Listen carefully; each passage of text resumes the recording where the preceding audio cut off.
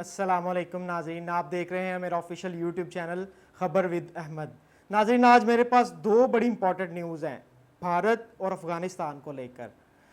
पिछले कुछ दिनों कबल आपने सुना होगा कि इंटरनेशनल मीडिया ने बड़ी ये न्यूज़ चलाई कि भारत के जो JS शंकर हैं, जो वज़ीर ख़ारजा हैं भारत के, उन्होंने मुलाकातें की हैं अफ़गान तालिबान के जो स्पोक्स पर्सनस हैं या वो राब्ते में हैं ऑफिशियली। तो ये ख़बरें बड़ी इंटरनेशनल मीडिया की चर्चा बनी रही।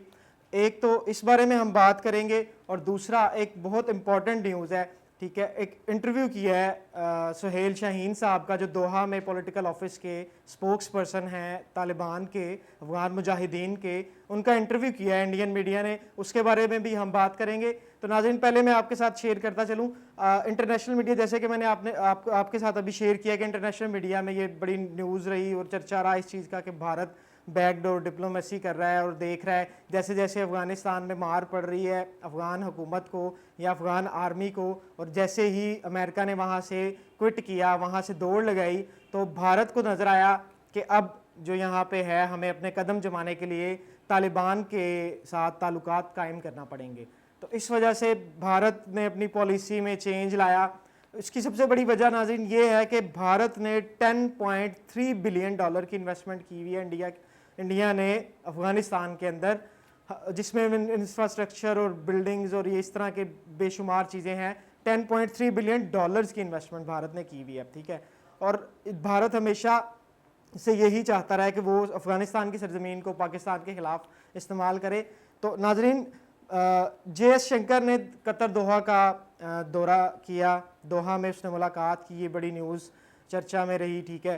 तो उसके बाद पाकिस्तान की पार्लिमानी कमेटी बराए कौमी सलामती का इजलास हुआ, जिसके अंदर DGISI और आर्मी चीफ से ये सवाल किया गया इस कमेटी के मेंबरान की जानिब से कि इस बात में कितनी सदाकत है या किस हद तक ये बात दुरुस्त है कि भारत अफ़गान तालिबान से राब्ते में है, उनके साथ अपनी पॉलिसीज़ चेंज कर रहा है भारत, ठीक है। तो जिस पर DGISI और आर्मी चीफ ने जवाब दिया कि इस बात में कोई सदाकत नहीं है, वो डायरेक्ट उनसे राब्ते में नहीं है, हाँ बैकडोर उनसे डिप्लोमेसी करने के चक्करों में हैं। भारत को अपनी मार पड़ते हुए नज़र आ रही है कि उनके जो पैसे वहाँ पे अफ़गानिस्तान में वो इन्वेस्ट कर चुके हैं वो उनको डूबते नज़र आ रहे हैं।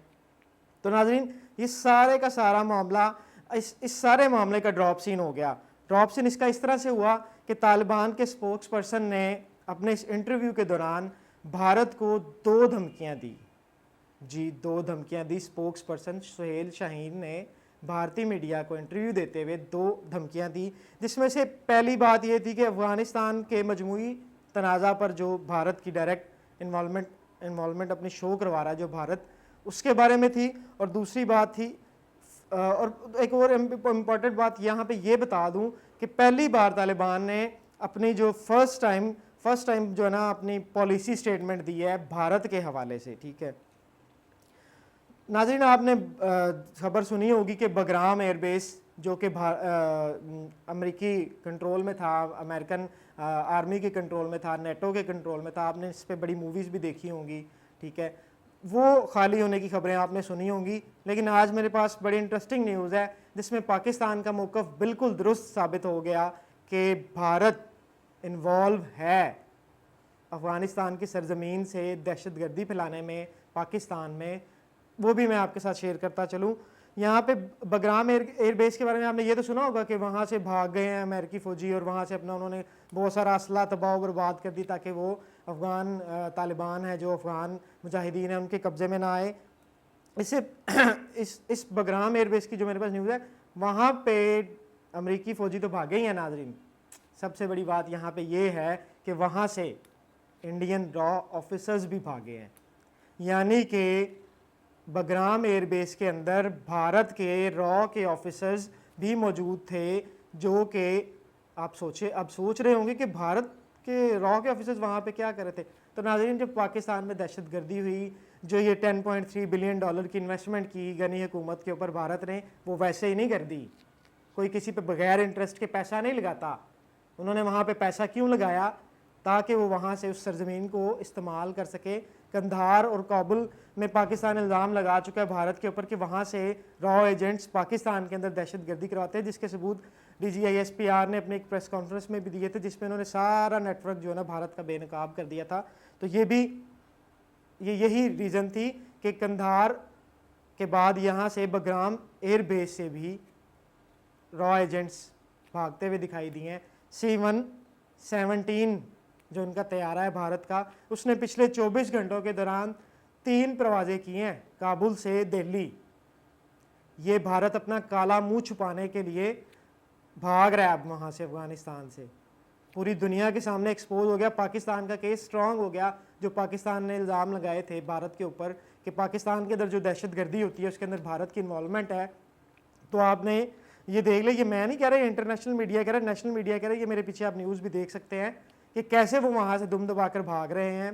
ठीक है, तो अब बात करते हैं इंटरव्यू की। ठीक है, तालिबान हुकूमत बनाने के करीब है, जिसके बाद ये अमेरिकी रिपोर्ट है, मैं नहीं कह रहा, अमेरिकी रिपोर्ट के मुताबिक तालिबान आने वाले 3 महीनों के दौरान जो है कब्ज़ा जमा लेंगे अफ़गानिस्तान के ऊपर। ये अमेरिकी रिपोर्ट कह रही है। ठीक है, जिसके बाद भारत को ये ज़रूरत महसूस हुई कि उनको लगा कि हमें ये अपने ताल्लुकात बहाल करने चाहिए। जिसके बाद ये इंटरव्यू भी मंजर आम पर आया, जिसमें सुहेल शाहीन साहब जो कि दोहा से नुमाइंदे हैं पॉलिटिकल ऑफिस के तालिबान के, उनका इंटरव्यू किया गया भारतीय मीडिया की जानिब से, जिसमें उसमें बहुत से सवाल पूछे गए उनसे। तो जिसमें तालिबान ने उनको बाकायदा शटअप कॉल दी है। ठीक है, शटअप कॉल मतलब उन्होंने कहा चलो दौड़ जा तू। ठीक है, पहली धमकी की बात मैं आपके साथ करता चलूँ, जिसमें उन्होंने कहा था, सुहेल शाहीन साहब ने उनको कहा कि भारत डायरेक्ट इन्वॉल्वमेंट कभी भी शो ना करे हमारे मामलात में। गनी हुकूमत के साथ अगर आप मिल के आओगे तो आप भी हमारे दुश्मन हो। आपने पैसा लगाया, हम जानते हैं। सुहेल शाहीन साहब का ये कहना था कि आपकी इन्वेस्टमेंट है वो डूबती नज़र आ रही है। ठीक है, लेकिन अगर आप गनी हुकूमत के साथ मिलकर हमारे खिलाफ महाजराई करेंगे तो आप भी हमारे दुश्मनों में शामिल होंगे। जिसमें भारतीय मीडिया ने इस पर और भी कई सवाल किए, पाकिस्तान से रेलिवेंट भी सवाल किया, तो उस पर मुंह तोड़ जवाब दिया सुहेल शाहीन साहब ने। कहा कि पाकिस्तान हमारा ब्रादर इस्लामी मुल्क है, वहाँ पे हमारे उनके साथ बड़े बराबरी के ताल्लुकात हैं, तो हम उनके बारे में अच्छा ही सोचेंगे। और आपको बड़ा मसला इस चीज़ से कि आप क्यों बार बार पाकिस्तान के बारे में बात करते हैं। ठीक है, उसके बाद एक और सवाल किया गया, उन्होंने कहा कि यहाँ पे अब अफ़गानिस्तान में औरतों के काम करने के हवाले से, NGOs के हवाले से क्या आपका अलाया अमल होगा अगर आपकी हुकूमत अफ़गानिस्तान में आती है। तो जिस पर सुहेल शाहीन साहब ने कहा कि हमें इस चीज़ पे कोई एतराज़ नहीं है, वो अपना NGOs भी काम कर सकती हैं, औरतें भी वहाँ पे काम कर सकती हैं। ठीक है, और अगर आप चाहते हैं कि हमारे ताल्लुकात आपके साथ बेहतर है और आपकी इन्वेस्टमेंट जो है वो बची रहे, तो आप गैर जानिबदार हो जाएं, यानी कि गनी हुकूमत के जो आप उसको सपोर्ट कर रहे हैं उस अपनी सपोर्ट को रोक ले और गैर जानिबदार हो जाए। आपने हमेशा से हमारे मुखालिफ काम किया। ठीक, तो नाज़रीन दूसरी धमकी के बारे में मैं आपको बता दूं, जो अफगान तालिबान ने भारत को, मोदी को और इस इंटरव्यू के दौरान दी, वो ये थी कि उन्होंने कहा कि हम अपनी सरजमीन, इससे पहले भी ये तालिबान स्टेटमेंट दे चुके कि हम अफ़गानिस्तान की सरजमीन पर किसी भी गैर मुल्की फ़ौजी को नहीं रहने देंगे, हम उनकी पिटाई करेंगे, हम उनकी ठुकाई करेंगे। जो ये बगराम एयरबेस था ना नाज़रीन, यहाँ पे 1,30,000 के करीब नेटो फोर्सेस के जवान थे, जो कि अब कम होकर 1,000 के करीब रह गए। और यहाँ से इंडिया का भागना इस बात की निशानदेही है कि इंडिया भी गैर मुल्की फ़ौज में शामिल होता है। तो उन्होंने कहा कि हम पिटाई करेंगे, और अगला नंबर उन लोगों का है जो हमारी सरजमीन पर कार्रवाइयाँ कर रहे हैं, जिसमें आपके ऑफिसर्स भी शामिल हैं। जिस पर भारतीय एंकर जो है, जो उनका इंटरव्यू ले रहे थे, उनके कानों से धुएं निकल गए। और ये चीज़ भारत के लिए परेशान कुन है, परेशान कुन होनी भी चाहिए, क्योंकि इससे पहले भी अफ़गान तालिबान ने साबित कर दिया है कि वो ये जंग जीत चुके हैं। UK के जो एक एक्स आर्मी चीफ हैं, उन्होंने भी ये स्टेटमेंट दिए कि उन्होंने कहा कि अफ़गान तालिबान जो हैं वो ये जंग बाकायदा तौर पर जीत चुके हैं, और यहाँ पे पिटाई हुई है बाकायदा अमेरिका की। और अब इंडिया का यहाँ से भागना भी इस चीज़ का जो सबूत है कि अब तालिबान के आगे इनमें से कोई भी नहीं टिक सकता। तो नाज़रीन, ये थी मेरी आज की वीडियो। उम्मीद है आपको मेरी वीडियो पसंद आई होगी। अगर आपको मेरी वीडियो पसंद आई है तो मेरे चैनल को सब्सक्राइब करें, वीडियो को लाइक करें और वीडियो को ज़रूर शेयर करिए, और अपनी कमेंट्स में अपनी राय का इजहार लाजमी कीजिएगा। आपकी राय हमारे लिए काबिल एहतराम है। अगली वीडियो के लिए इजाज़त दें। अल्लाह हाफ़िज़।